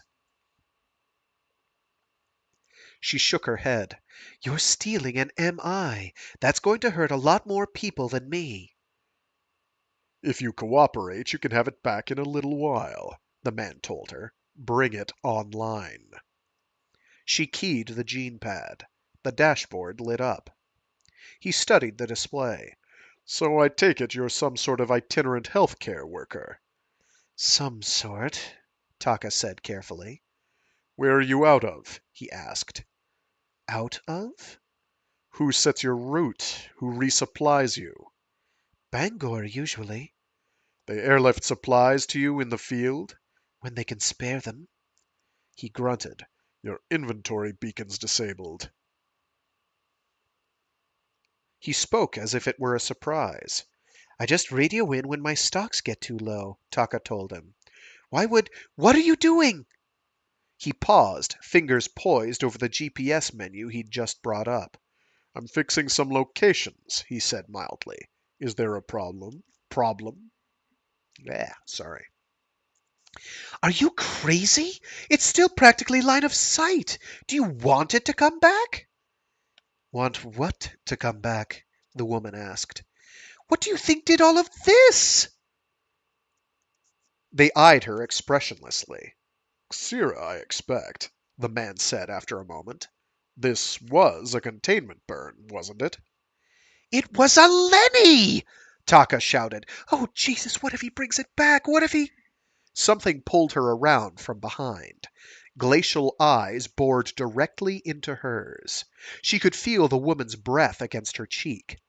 "What did you just say?" Taka swallowed and held herself in check. The panic receded slightly. "Listen to me," she said. "It got in through my GPS last time. I don't know how, but if you go online, you could bring it back. Right now, I wouldn't even risk radio." This thing, the man began. "How can you not know about them?" Taka cried, exasperated. The two exchanged some indecipherable glance across her. we know, the man said. Taka noted gratefully that he'd shut down the GPS. Are you saying it was responsible for yesterday's missile attack? "No, of course not." Taka stopped. She'd never even considered that before. "I never thought so," she said after a moment. "Anything's possible, I guess. Some people say the M&Ms recruited them somehow." "Who else would have done it?" the woman wondered. "Your Africa. Anyone, really." A sudden thought struck her. "You aren't from—" The man shook his head. No. She couldn't really blame the missile throwers, whoever they were. According to the dispatches, Behemoth still hadn't conquered the lands beyond the Atlantic. Those people probably still thought they could contain it if they just sterilized the hot zone. A phrase tickled the back of Taka's mind, some worn-out slogan once used to justify astronomical death tolls. That was it. The greater good. "Anyway," she went on, "the missiles never made it through. That's not what all this is." The woman stared out the window, where all this was lightening to smoky pre-dawn gray. "What stopped them?" "Stopped them." Taka shrugged. "Anim defense shield." How could you tell? Asked the man. You can see the reentry trails when the antis come down from orbit. You can see them dim down before they blow up. Smoky starbursts, like fireworks almost. The woman glanced around. So all this was your Lennie? A snippet from a very old song floated through Taka's mind. There are no accidents round here. You said starbursts? The man said. Taka nodded. And the contrails dimmed down before detonation? So? Which contrails? The incoming missiles or the enemy antis? How should I know? You saw this last night? Taka nodded. What time? I don't know. Listen, I had other things on my mind. I'd just watched a few dozen people sliced into cold cuts because I might have left a circuit open somewhere. The man was watching her with a sudden, unwavering intensity. His eyes were blank, but far from empty. She tried to remember. It was dusk. The sun had been down for, I don't know, maybe 15 or 20 minutes? Is that typical of these attacks? Sunset? I'd never thought about it before, Taka admitted. I guess so. Or nighttime, at least. Was there ever an attack that occurred during broad daylight? She thought hard. I I can't remember any. How long after the contrails dimmed did the starbursts appear? Look, I didn't. How long? I don't know, okay? Maybe around 5 seconds or so.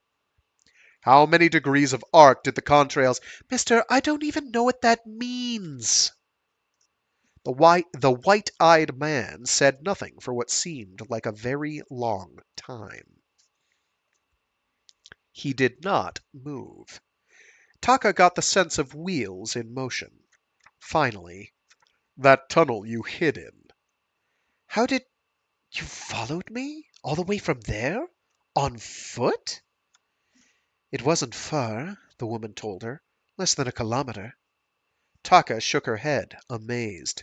At the time, inching through gusts of scorched earth, it seemed as if she'd been in motion for days. You stopped at the gate to cut the chain. Taka nodded. In hindsight, it seemed absurd. The MI could have crashed that barrier in an instant, and the sky was falling. You looked up at the sky, he surmised. Yes. What did you see? I told you. Contrails. Starbursts. Where was the closest starburst? I don't. Get out of the cab. She stared at him. Go on. She climbed out into gray dawn. There were no more spirits inhabiting the shattered building before her. The rising light stripped away the Rorschach shadows, leaving nothing but a haphazard pile of cinder blocks and eye-beams. The few scorched The few scorched trees, still standing nearby, burned past black to ash white, flanked the road like upthrust skeletal hands.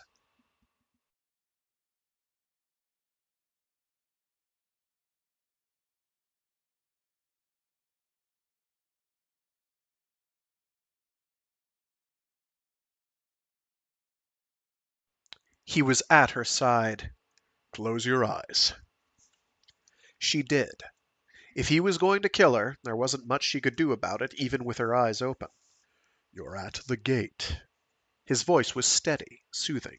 You're facing the gate. You turn around and you look back up the road. You look up at the sky. Go on.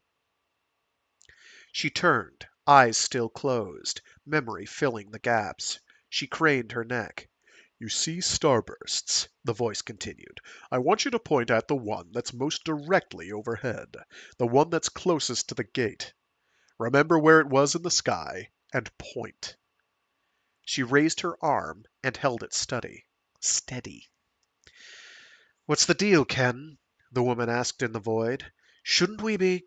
You can open your eyes now, said Ken. So she did. She didn't know who these people were, but she was coming to believe at least one thing they'd told her. They didn't want to hurt her. Not while there are more efficient alternatives. She allowed herself a trickle of relief. Any more questions?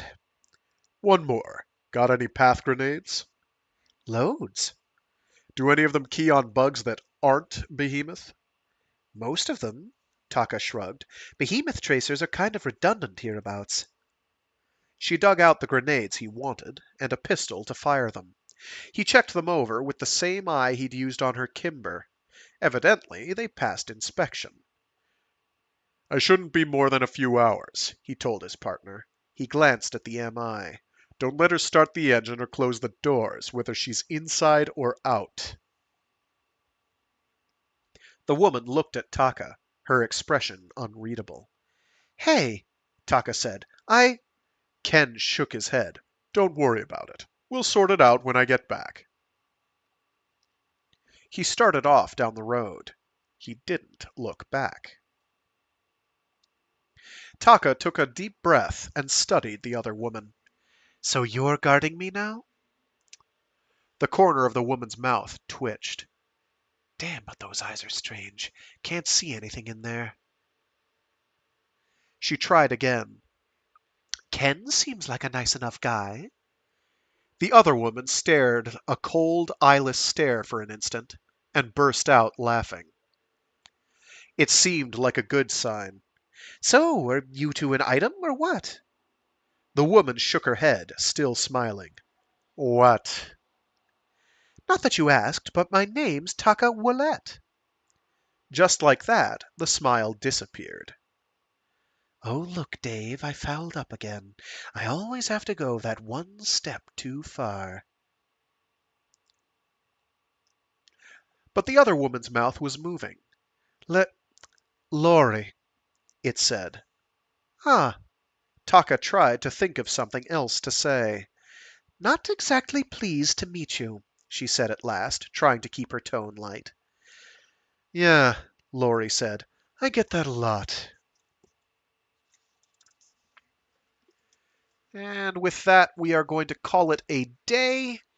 Next week, we will continue with more reading from Behemoth, Seppuku, the second volume of Behemoth, and the final book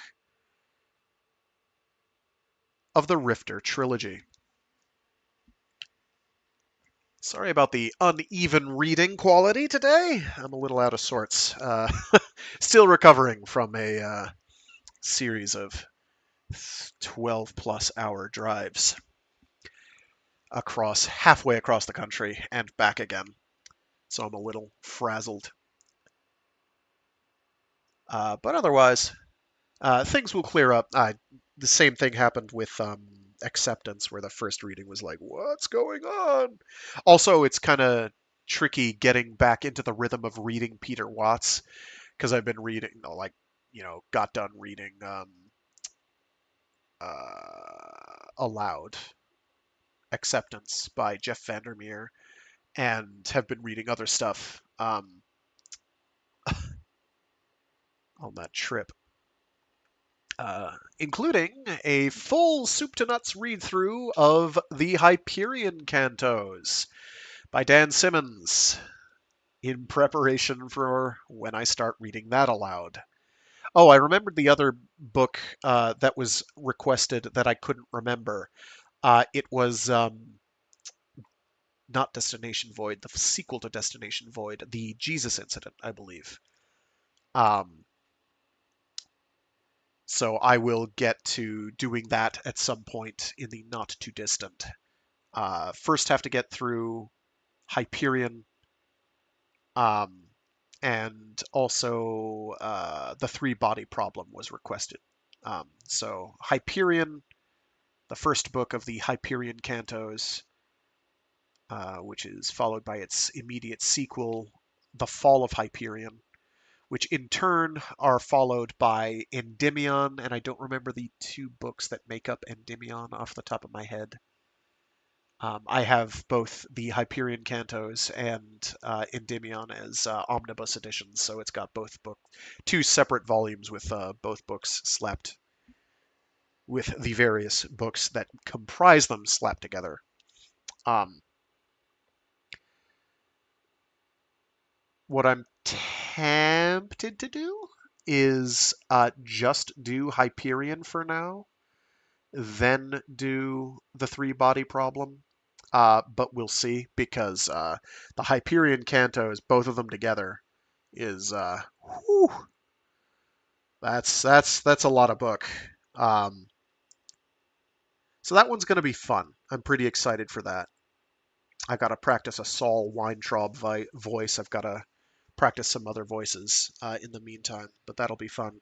Again, we should be starting that before the end of this year. Right now, the current game plan is to get through Behemoth Book 2. And then after that, we'll, as a palate cleanser, I'm planning on reading the rest of the short story collection Oceanic by Greg Egan. And then after that, we'll get started on Hyperion. And we'll go from there. Alrighty, with that, I got a dip. Thanks to everyone who tuned in. You are appreciated. To anyone who's listening to this after the fact, I do these live every Friday on Free Read Fridays, starting at about 12 noon Eastern Standard Time. So feel free to check me out then if you want to catch me live. I realize it's not an ideal time, but it works. It's what works for me. But yeah, that's our immediate game plan. I have other streams I do throughout the week. I've got a Mecha Mondays stream where I do something giant robot related or mecha adjacent. I'm coin flipping whether I'm going to do a stream that'll do the last portion of Gravity Circuit, which is a Mega Man like, or if we just get straight to cracking on Armored Core 6, which is phenomenal, by the way. It is a very different Armored Core title than I'm accustomed to. I have never played an Armored Core title that so rewarded insanely aggressive play.